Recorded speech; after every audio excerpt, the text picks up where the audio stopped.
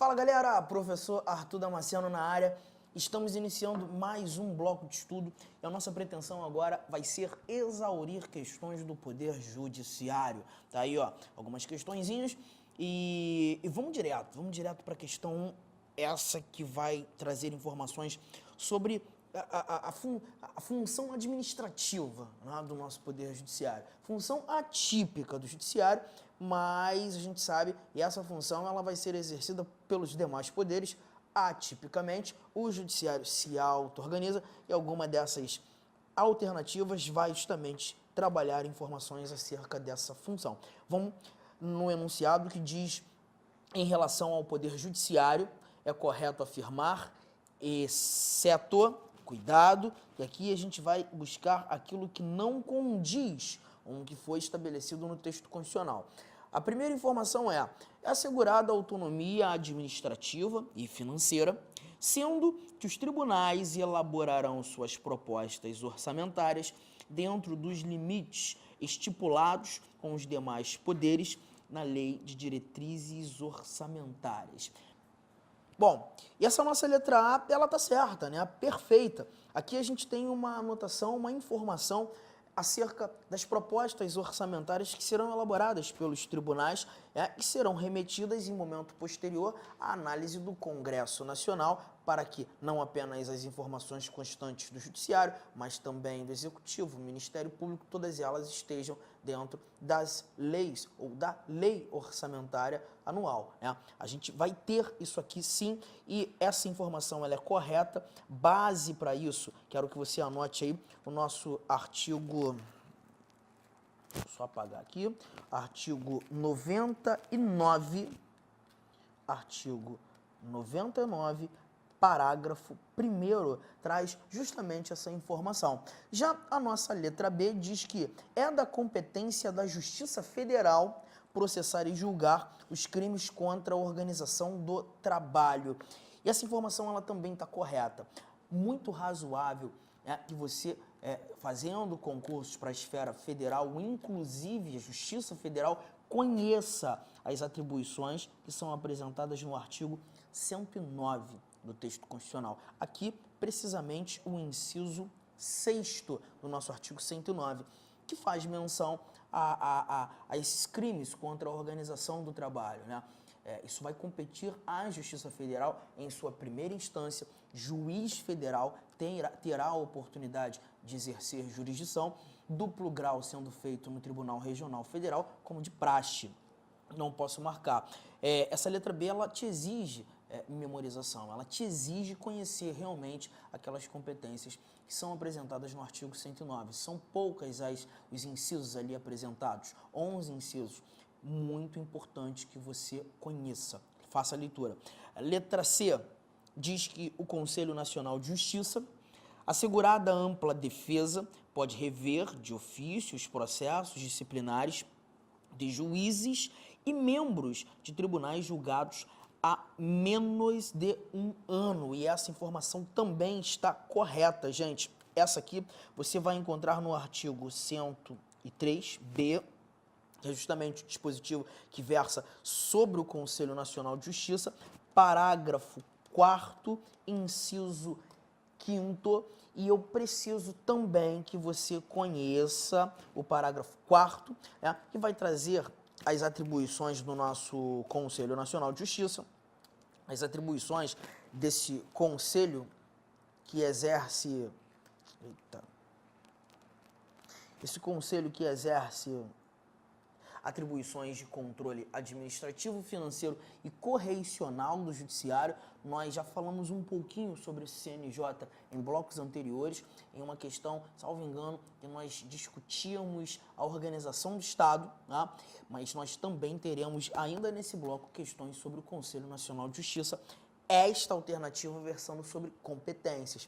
Preciso muito que você faça também a leitura do parágrafo 4º.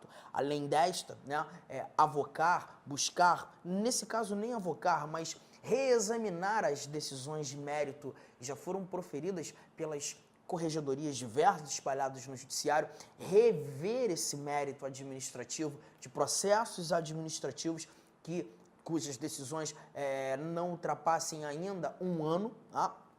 Assim como diversas outras atribuições de caráter administrativo, financeiro, funcional, controle efetivo dos órgãos, servidores, até mesmo magistrados do judiciário. Legal. Só nos restou a letra D. E a letra D, essa já é o nosso gabarito. Mas a gente vai fazer a leitura. E aqui a gente encontra que os tribunais de justiça podem, com a aprovação da maioria absoluta do órgão especial, e por razões de conveniência e oportunidade, criar e extinguir cargos de seus serviços auxiliares. Gente, esse papo é um papo simples até.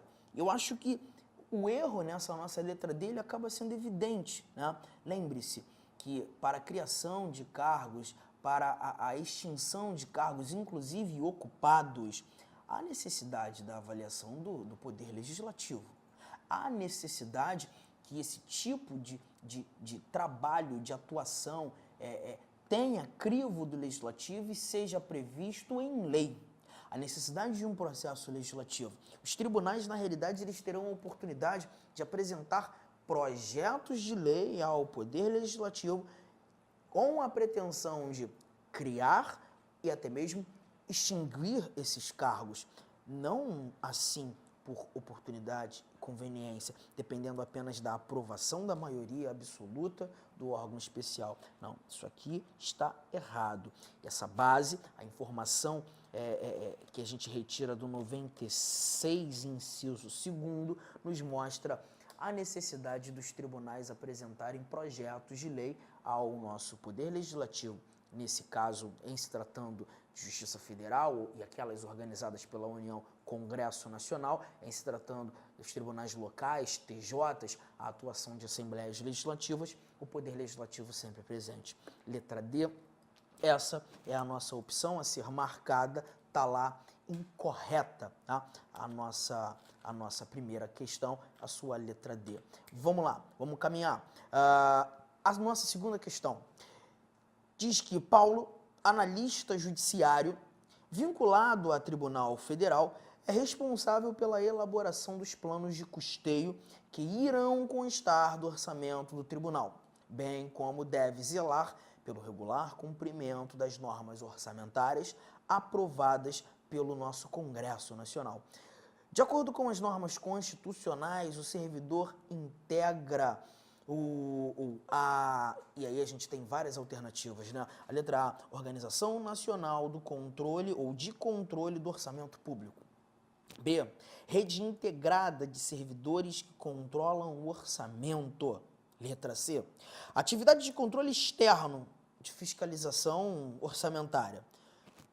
Letra D, Sistema de controle interno orçamentário do Poder Judiciário. E a letra E, Estrutura de controle autônomo orçamentário dos servidores públicos. Gente, 3 alternativas aqui são literalmente descartáveis. A letra A, a letra B e a letra E. A letra C fala do controle externo, mas já sabemos, a gente já viu isso, a gente costuma sempre ouvir isso em sala de aula. O controle externo das contas, ele fica a cargo do nosso Congresso Nacional. E é o artigo de número 74 que determina que os poderes, né, o próprio Legislativo, o Executivo, o Judiciário, o Ministério Público, eles precisam ter controles, sistemas de controle interno, justamente para, de maneira concomitante, né, auxiliem, inclusive, o Congresso Nacional no controle externo das contas. A letra D é a nossa opção a ser marcada. A letra D é a alternativa que corrobora com aquilo que a gente viu no artigo 74 da Constituição. Você vai dar uma conferida nesse 74 e vai perceber que esse é o dispositivo que ampara a nossa questão 2, letra D. Fechamos. Vamos avançar. Mais algumas questões. Próxima questão diz e traz mais uma discussão sobre competência dos juízes federais. O artigo 109 vai nos conduzir na leitura. Agora eu queria até que você pegasse aí a sua Constituição para que nós caminhássemos juntos na leitura desses dispositivos e que resolvamos essa questão em conjunto. Bom, já estou aqui no meu artigo 109, espero que você também abra aí artigo 109 e nós teremos a base, colocando inciso por inciso aquilo que precisamos. Compete aos juízes federais processar e julgar os crimes, letra A, contra a organização do trabalho. Bom, você já está marcando o teu gabarito, sabe muito bem que o inciso 6º, e é aquele que a Constituição traz aqui para gente, os crimes contra a organização do trabalho e, nos casos determinados por lei, contra o sistema financeiro e a ordem econômica e financeira, competência da Justiça Federal, primeira instância, mas eu já vim aqui colocando o gabarito letra A, porque a primeira questão que fizemos nesse bloco já dizia respeito a essa tarefa da Justiça Federal em seu primeiro grau de jurisdição. Agora é encontrar as falhas nas demais alternativas. A letra B traz pra gente o crime, a prática de racismo, tortura e o tráfico internacional de entorpecentes. Galera, toda essa letra B aqui, na realidade, não é apresentada no nosso artigo 109. E se a gente não tem essa anotação, artigo 109, acerca desses crimes aqui citados, a gente vai lembrar que aquilo que não fora determinado, previsto como de atuação da Justiça Federal, por exclusão, a residualidade passa a ser da competência da Justiça Estadual.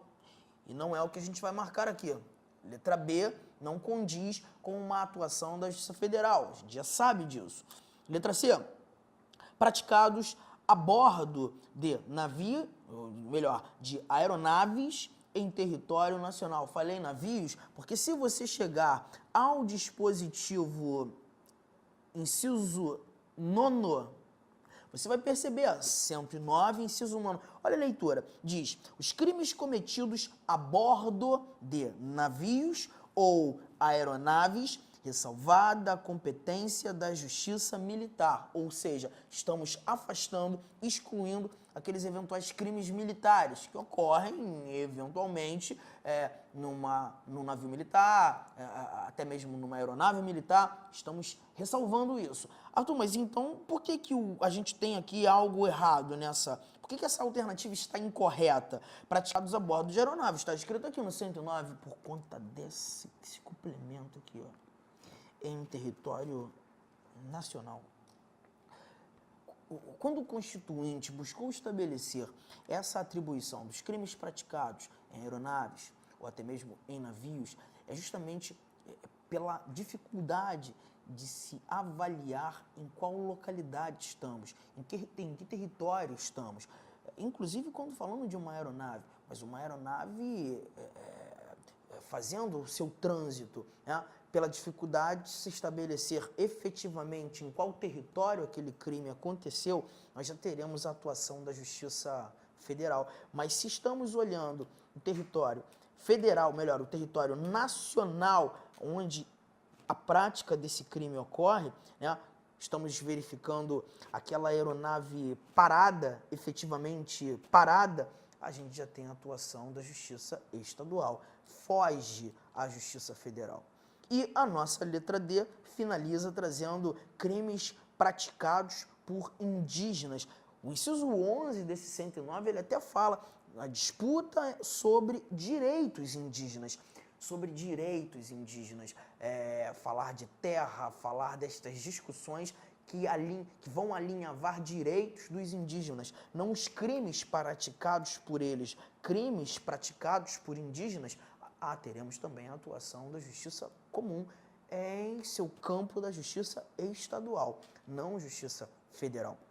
Tá aí, ó, a nossa terceira questão, desse nosso bloco judiciário. A gente resolve mais uma vez olhando para a literalidade do texto constitucional. Inciso 11, inciso 9, e essa nossa letra B nem tem um dispositivo dando amparo à discussão. Fechamos mais uma, letra A, o nosso gabarito, vamos que vamos. Nessa próxima questão, Quanto às normas constitucionais que regem o Poder Judiciário e as funções essenciais à Justiça, é correto afirmar, letra A, compete ao Superior Tribunal de Justiça processar e julgar originariamente os mandados de segurança decididos em única instância pelos tribunais regionais federais ou pelos tribunais dos estados, do Distrito Federal e Territórios, quando concessiva a decisão. Mais uma questão de competência, né? Mas essa letra A, ela te exige um cuidado, bastante cuidado, porque aqui a gente já não está mais falando de juiz federal, de atuação monocrática de um único magistrado. Aqui a gente já está olhando para a competência de um tribunal superior, o Superior Tribunal de Justiça.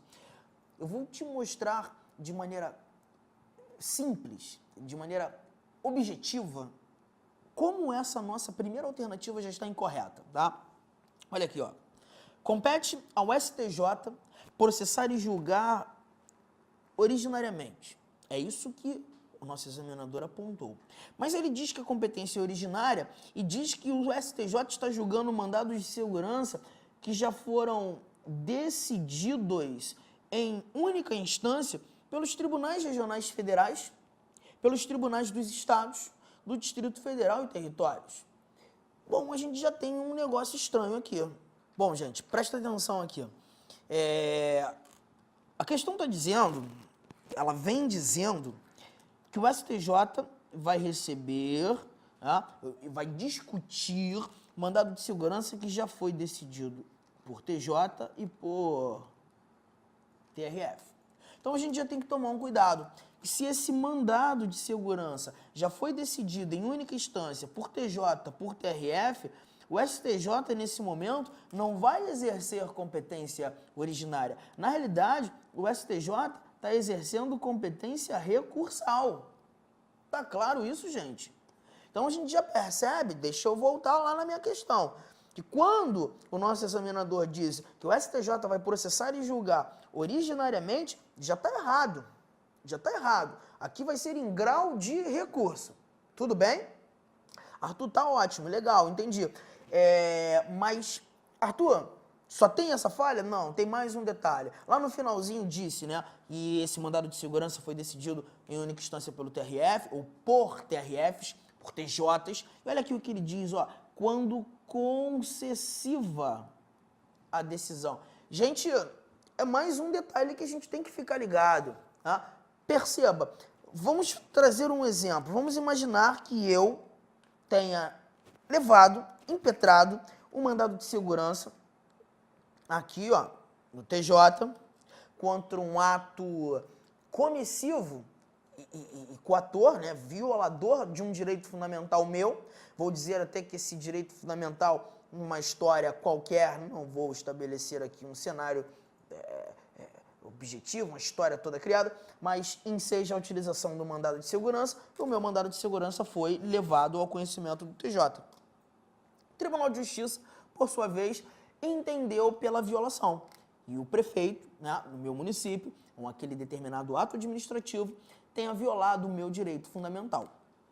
Ok, se o TJ está entendendo que houve violação, certamente ele vai conceder segurança à minha pessoa. A decisão ela vai ser concessiva, ou seja, aquilo que eu pedi, eu estou recebendo. E se a decisão foi concessiva, gente, não há lógica alguma em Arthur Damasceno desejar interpor um recurso para rediscutir o mérito. Não.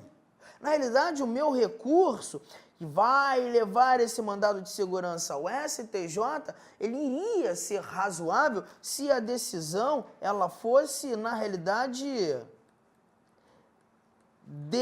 denegatória. Tá claro isso, gente? Uma decisão denegatória enseja a utilização deste recurso que vai fazer o tal do duplo grau de jurisdição no STJ, mas não uma decisão concessiva. Estamos ou não estamos juntos, gente? Ótimo. Então, olha aqui, ó, nessa nossa letra A, nós temos duas falhas. Tá? Primeira falha, não é uma competência originária do STJ. Segunda falha, não cabe recurso nesse cenário se a decisão for concessiva. Ok? Tá. Uma outra coisa que eu preciso te dizer também, antes da gente sair dessa discussão, voltar, né, para nossa questão, é que esse recurso, gente, que está sendo levado ao conhecimento do STJ é o chamado recurso ordinário. E o recurso ordinário, eu preciso te lembrar que ele é utilizado para fazer duplo grau de jurisdição. Ou seja, reexame de mérito. Ou seja, alguém já decidiu primeiro. Só que eu preciso também te dizer que esse recurso ordinário, ele é utilizado tanto no STJ quanto no STF. E você vai ter que conhecer, gente, quais são os momentos que você vai levar esse recurso ordinário para o STJ, quando você vai encaminhar esse mesmo recurso ordinário para o STF. Inevitavelmente, você vai ter que conhecer as informações que estão no artigo 105, 2, as informações que estão no 102, inciso 2º, tá? Um primeiro detalhe eu já vou te falar, tá? Tanto nas primeiras alíneas do 105, inciso 2º, a linha A e a linha B, você vai conferir, assim como na linha A, aqui desse lado, nós falaremos de remédios constitucionais. E, galera, eu preciso que você examine a tua Constituição, tá?